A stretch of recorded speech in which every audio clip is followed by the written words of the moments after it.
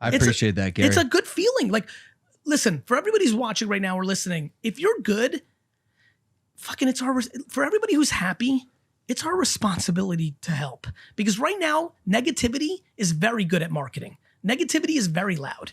Negativity is very viral. The problem with positivity is you can be dismissive. You're not affected. You're shit. You suck. The world sucks. You're just fucking iron and you can move on.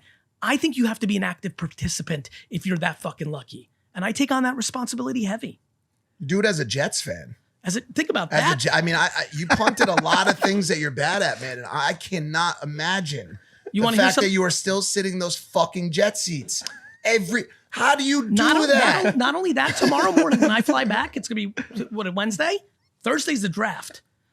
I am like sweating thinking, are we going to take Icky? Do we take Sauce? Like, I'm fucking obsessed about Thursday and Friday. I got all this shit going on and I'm like, Thursday, we're going to take these college kids and if they don't save my life, I'm going to be pissed. That was the first place I ever met you was at a Jets game with Sean Nelson from Love Sick. Be honest, do you have any remembering of Mike Malak meeting for the first time? Ready for this? We were 14. You guys were 3 rows in front of us.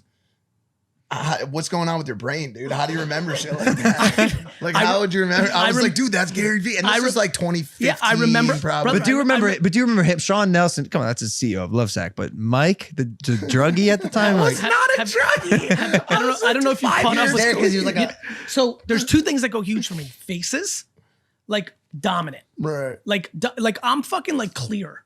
When it comes to face, Clear the thing in the airport and just looks at it and is like, that's me. I'm like human Clear when it comes to faces. That thing is impressive. Also, Mike's a very memorable person. Like when you meet him. Yeah, but it was chill. It was quick. Yeah, it was before kickoff. But I remember it vividly. That's exactly when it was.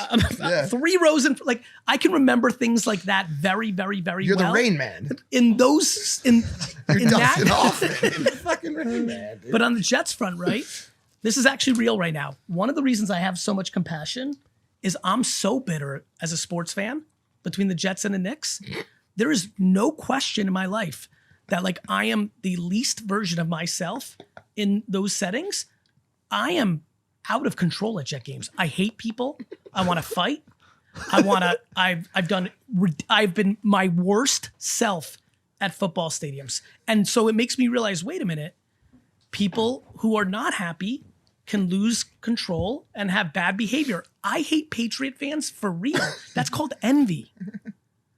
Oh, it's interesting. You use these moments of out of character to relate when you are this Gary to the people who are stuck in that state. Interesting. Yep. That became the connection point where I'm like, I get this. You're unhappy in real life. I'm unhappy in this sports life. So I get it. So I get, because I really mean it.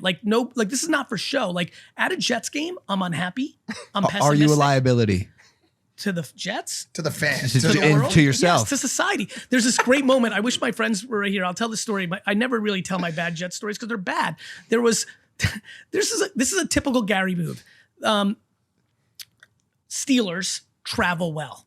So when the Steelers play the Jets, half the stadium is Steelers.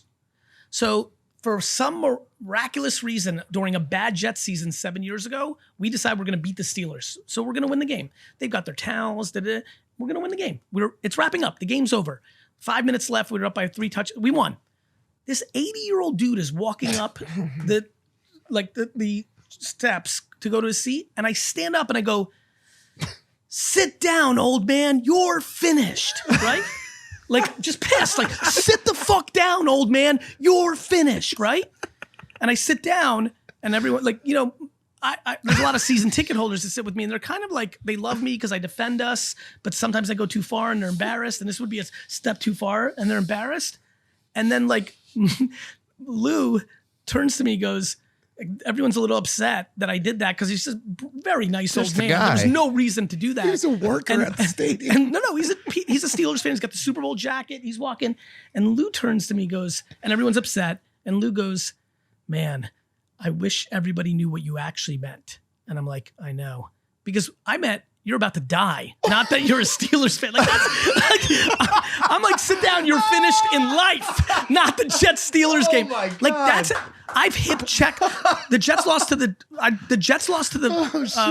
Patriots 10 years ago. You really are an assassin. I was yeah. 36. This 12-year-old kid's walking by me after the game. I hip check him into a 12-year-old boy. I'm 36 years old. I hip check him into the cage. His dad turns. I'm like, the fuck are you going to do about it? Like, I get crazy.